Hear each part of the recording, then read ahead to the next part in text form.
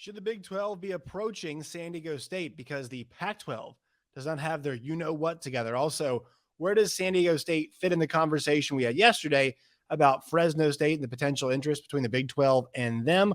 All of that and more coming up on today's Locked On Big 12. You are Locked On Big 12, your daily podcast on the Big 12 Conference, part of the Locked On Podcast Network, your team every day. Josh Neighbors here, Locked On Big 12 podcast. It is the 29th of March, 2023. Today's show is brought to you all by the FanDuel Sportsbook, America's #1 sportsbook. Make sure you guys subscribe to the channel, Locked On Big 12. We hit our goal of 3,700 subs, so appreciate that. But still, guys, please subscribe. I think we're going to set the goal of 4,000 by the end of April. So you guys can help us get to the end help us get to 4,000 by the end of April. We'd really appreciate that. Make sure you follow us on Twitter at LOBig12. Follow me at JoshNeighbors_. You guys can find this show wherever you get your podcast if you guys cannot watch the show on YouTube. All right, so a couple things. Number one, voice is struggling a bit. Arkansas, we've hit it. We've hit the change of temperature. I'm sure a lot of you all go through this very same thing I'm about to describe, but I am a big change of temperature sickness guy. So we've turned the corner here. It was very cold at points last week. It's still cold in the mornings, but we're hitting that 70-degree mark. So once we get there in the 70s during the day, especially the days where it starts off as 30s, 40s, and gets to 70s, just not good for the sinuses, not good for the allergies, not good for any of it. So dealing with a little bit of that right now. I'm going to try to deal with that. At least that's what I think it is at this point in time. So the voice goes. That's why we'll keep this hopefully a little bit shorter today. Well, if the conversation carries us there, we'll keep it going. But you guys understand what I'm saying, so bear with me on that. And if you guys have been long-time watchers, listeners in the show, you all have been through the seasons and been through the changes with me, and I'm sure a lot of you all have noticed that it happens. But yeah, and I'm sure it happens to a lot of you all as well. So there's that. Also, John Kurtz, I said he'd be on the show today. It's tomorrow. John and I had to move it to tomorrow. So we'll get him on, and John and I are going to attack the whole thing. We are going to go and talk about really the coverage of the Big 12. I just fired him off right there. John's been excellent on YouTube. John does a great job covering the Big 12, does a good job covering Kansas State for the KC Sports Network, KStateSports.com, I believe, also too. And so, guy from Kansas City, obviously big 12 ties. And so he and I are going to tackle a lot of things. We're going to talk Big 12, big picture. We are going to talk about, we're going to talk about conversations about where K-State is and just kind of, tackle a lot of the issues that we're all talking about too. And obviously Pac-12 has been a big topic. We'll talk about where the Pac-12 and the Big 12 sits and kind of the war of the words that's been occurring here over the course of the last, I guess it's almost approaching kind of a year now. It feels like that this confrontation, if you will, has been going on. So today I wanted to talk about San Diego State because yesterday we had the news about Fresno State, right? Their president comes out and he says that the Big 12 has had interest in us, has had interest in us. We have interest, and clearly they have interest there. That's probably why more they said it. And also they're trying to push something called Measure E, I believe is what it is, a tax, I guess, law or some kind of amendment, whatever it is, in local government where they're trying to get some more taxpayer funds for a stadium renovation and for a facility renovation. Now, I was actually doing some more digging. Like, they actually have a pretty nice arena. They play at Save Mart Center, I want to say it's what it's called. It's a pretty big arena they use, 16,000 seats that they use there in Fresno. So like they have a decent sized arena. It's not like it's too small or anything. But I think the one thing about Big 12 arenas is that you don't see many of them where they're like the town's big arena, right? Like these arenas in the Big 12 are tailor-made for the teams there. Gallagher-Iba, Octagon of Doom, Allen Fieldhouse, we'll even go, Hilton Coliseum, WVU Coliseum, you go down the list, down the line, all those places, right? They're kind of tailor-made. Well, Farrell Center, TC's, I forget what their arena is called, but all those places tailor-made. So it's not, I guess, as personalized, but venue size-wise, it makes sense. So I don't want to discredit them there, but like it's not as personalized, I guess, that you could say. So that kind of got us to the San Diego State thing, because a lot of folks responded and said it's basically San Diego State or bust. We should not consider Fresno right now. That's not really where our focus should be. And that was the point of the video. I said they should not be focused on Fresno. They should really be focused on the Pac-12 schools. But there is a sense of inevitability, and I think it's kind of everybody's believing this now, that the Pac-12 should go and they should grab San Diego State. And I agree. I think it is time. Obviously, I think the Final Four run's kind of the icing on the cake, but San Diego State could compete in the Pac-12. They could have done it yesterday. Whether it's basketball, whether it's football, they could do it. For basketball, for the Big 12, I think San Diego State could definitely, this year's team could definitely compete. In years past, they could compete. They would not be, and this is true for a lot of teams, they would not be the top end team that they are in the Mountain West Conference if you put them in the Big 12. They would not be. I hesitate to think that this team would. Now, look, they've been KOing big dogs left and right. I mean, that Creighton team, my God, was a monster, and they took them out. Alabama's team was a monster, and they took them out too. So I think there is some flowers that deserve to be thrown the way of San Diego State, the way this team has operated. But I think years in the past, especially with the Mountain West's success level in the tournament or lack thereof, and their San Diego State's personal success level, because they've been around for a while, they just haven't gotten over the precipice, and they finally did, just kind of showing like they're at a place where program-wise they've gotten over the hump. And football for them is very consistent. They are a consistent program, pretty much. They're a consistent winner, obviously in a major American city, and they have something that a lot of people covet, just being on the West Coast. Big 12 especially covets that. But they compete in the Pac-12. They compete in the Big 12, I think. And it just feels like a foregone conclusion that they will be added. And then obviously, George Kliavkoff's interest in getting into the Big 12 space, or not just the Big 12 space, but the Big 12's part of the country, right? Going to a place like an SMU, grabbing them, is on the ledger. But here's the thing, is that they can't do that without a television contract first. And, I know San Diego State and SMU would jump at any time. They would love to go, but that has to be ironed out. You cannot manage both things at once. If you're focused on adding schools, focused on the TV contract, it's hard to get both of those things crossed off the list simultaneously. And, appeasing the folks who are there, adding new folks. I know it's an intertwined process, but it's hard to get everything down at the same time. You can make certain commitments and say, we plan on doing this, we'd like to do this, but getting the stuff done, like, that's why I think you saw the approach Brett Yormark took was they were consistent on looking at having interest in other schools, right? The four corner schools that we've called them, but they hammered out OU and Texas. And that is when, after they hammered out that situation, they were able to turn their attention, right? They moved the laser towards the Pac-12, and that's when the heat began to pick up, right? After the OU and Texas situation was cleared, gone. All right, Brett Yormark says, what's next? What can we attack? And kind of the realignment space, and this conversation, this dialogue about who to add, when to add them, how to add them, has now taken the forefront, now taken center stage. And so I think that is where there is a valid conversation to have on the Big 12 side of things about, should you go and target San Diego State? Should you make an offer to them to come to the Big 12 before the Pac-12 gets their stuff done? And so it's complicated, right? It is very complicated because ESPN, on the Big 12 side of business, ESPN has committed to paying their percentage of the new TV contract, pro rata, as it's called, to any Power 5 team that has come in, right? So if they add Arizona, ESPN has committed $23 million that they say, or $21 million, whatever it is, that is their share. They've committed to pay that to the league, to distribute that, obviously, to the partner. Fox has not. Now, Fox's share is roughly $10 million. I think that there is a number for Fox that's like 8 or 9 that they would be cool with, right? I mean, I know that everybody's pinching pennies right now in the sports space, but I think there is a number somewhere between 5 and 10 that is amenable. And then, you'll take the short term. I've said this a bunch. You'll take a short-term hit with adding new schools. You basically just obviously disperse out the financial hit, if you will.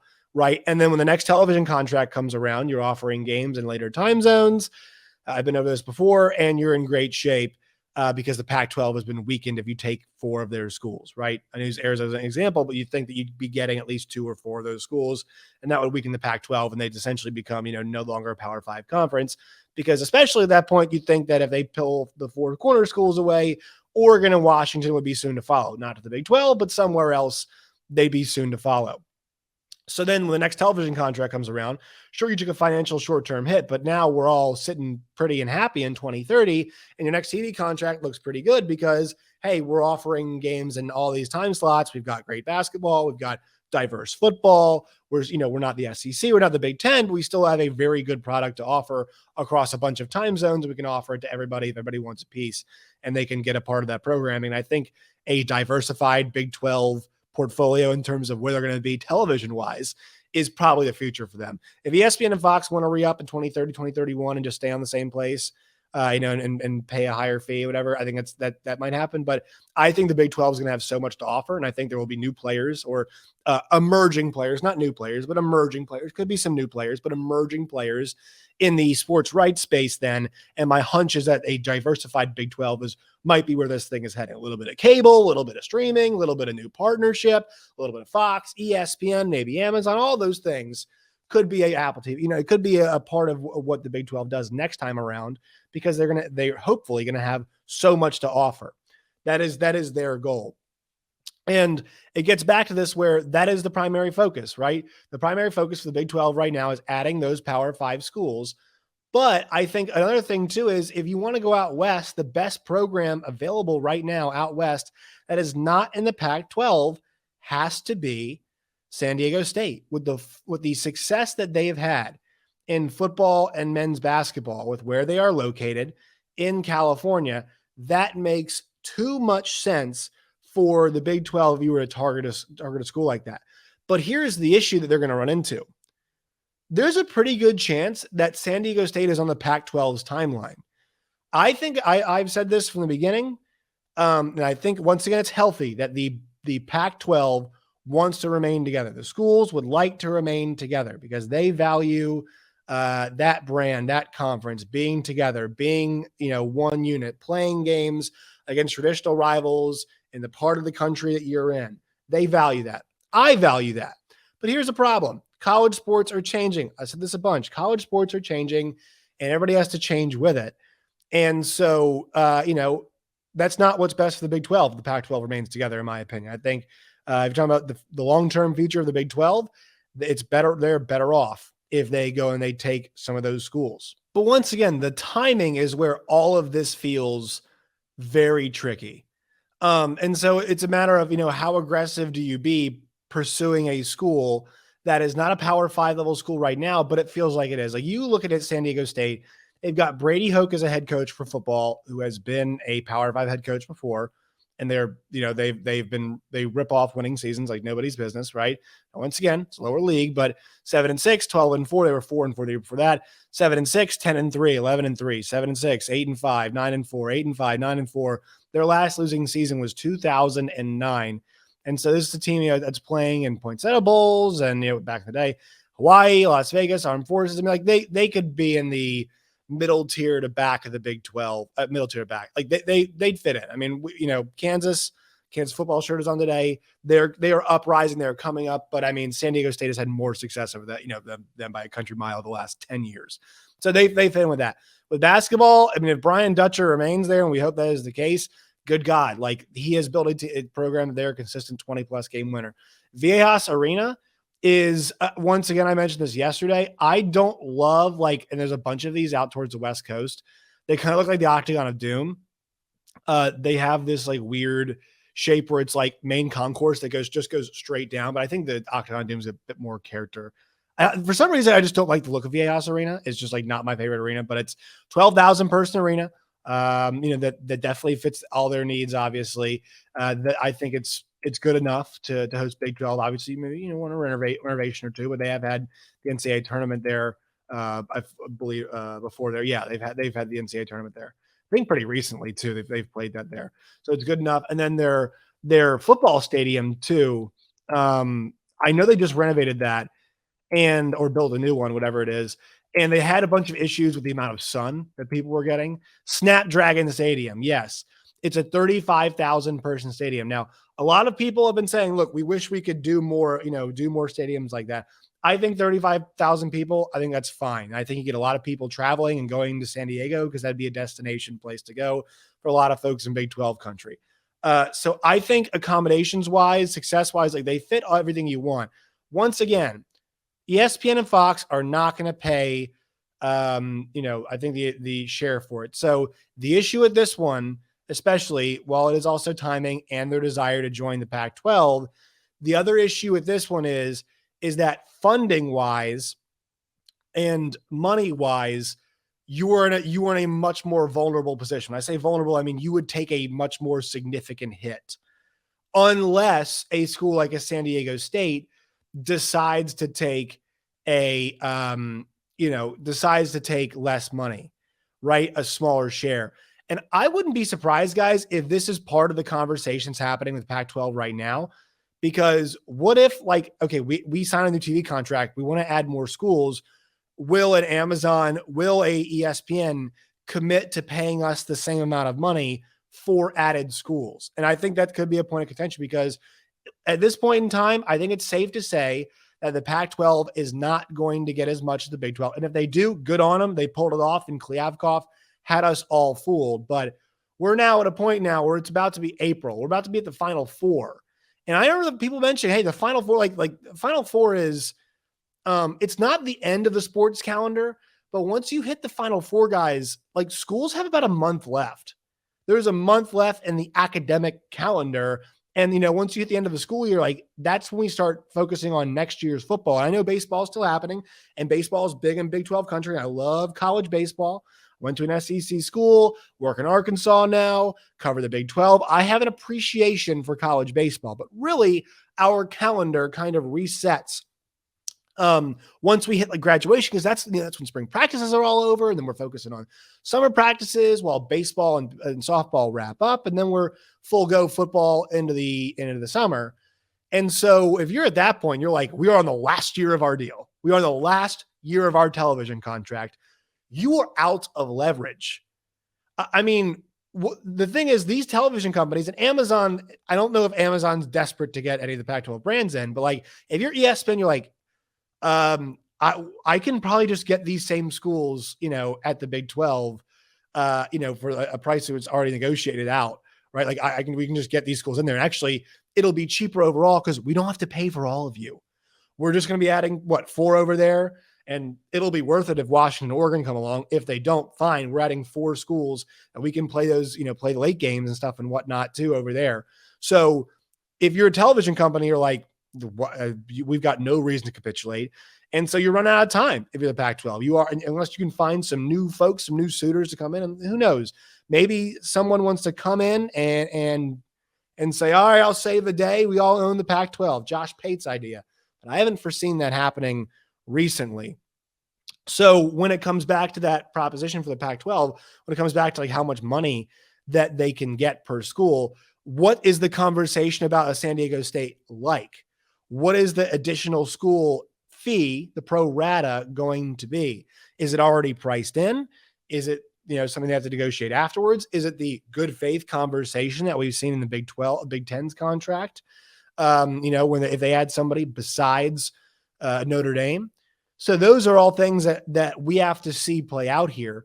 But I think for Brett Yormark, if you have any interest in Fresno State, and look, I think that's more play. I think the Big 12 did their due diligence and hit everybody up. But the Pac-12 San Diego State connection is there.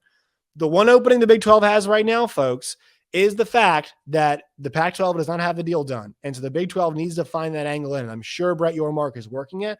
But right now, San Diego State is as hot as they will, as they can be, right? I mean, they could get hotter if they win the entire thing. But that's another part of this too, is that the wrong time then, because San Diego State is so hot? Like, do you want to be, do you want to come off a dating term, come off too strong? You're doing, hey, we really want you, do you really want to be like, play a bit more hard to get, right? Because if San Diego State sees a bidding war, they might see themselves as a fully fledged, realized partner that deserves a full share. When in reality is both conferences, I'm not saying they're struggling, but both conferences right now, the Big 12's future agreement, once again, they're not going to get a full share if it's not a Power 5 school. They're not even getting a full share if they add a Power 5 school, considering Fox's situation. The reality is, if they added the San Diego State, who knows how much extra money ESPN and Fox willing to pitch in? They might not get that number. So, San Diego State might see themselves a bit differently, and that might not work out. I think this is a pretty tenuous situation. And so that's why a lot of you all right now are saying, go get San Diego State, go get San Diego State. I'm with you, make that approach. It's worth the idea, but we have to think about who else are you bringing in? Because I'm not a fan of odd numbers. I think that you're doing 2 at a time. And also, what does San Diego State view themselves as right now? How do the television companies view San Diego State? I know I saw somebody on Twitter yesterday say, it popped a big rating. 4.7 million people watch San Diego State and Alabama. Guys, that's not because of San Diego State. That's because Alabama's got Brandon Miller. It's been a circus. It's been a show. It was a close game, all that kind of stuff. So I think that's why that number pops so big. But it's like they don't have any drawing power at all. They're not this significant TV thing. So there's so much to factor in with all of these conversations right now happening surrounding San Diego State. Worth a look? Yes. Where are my eyes? Still firmly on the Pac-12, what's going to happen there, because also that might dictate what happens to San Diego State next. They might still be available after whatever happens to the Pac-12, depending on how much money the Pac-12 can get. Dogs barking, echoing's happening, crazy things happening. You want to wait. That's what you want to do, but you need to be involved. All right, let's thank our sponsors on today's show. Today's Locked On Big 12 podcast is brought to you all by the folks at the FanDuel Sportsbook. Go to FanDuel.com/LockedOn today. When you guys do, you guys can get a free bet up to $1,000 today. Once again, FanDuel.com/LockedOn today. America's #1 sportsbook. Make every moment matter more with FanDuel today. That will do it for today's show. Make sure you follow me on Twitter at @JoshNeighbors_. You guys can find me personally. That's at @JoshNeighbors_. At LO Big 12 is the show. Subscribe here, leave a comment, like the video. And also make sure that you guys find us wherever you get your podcast. So next time, my friends, as always, stay safe.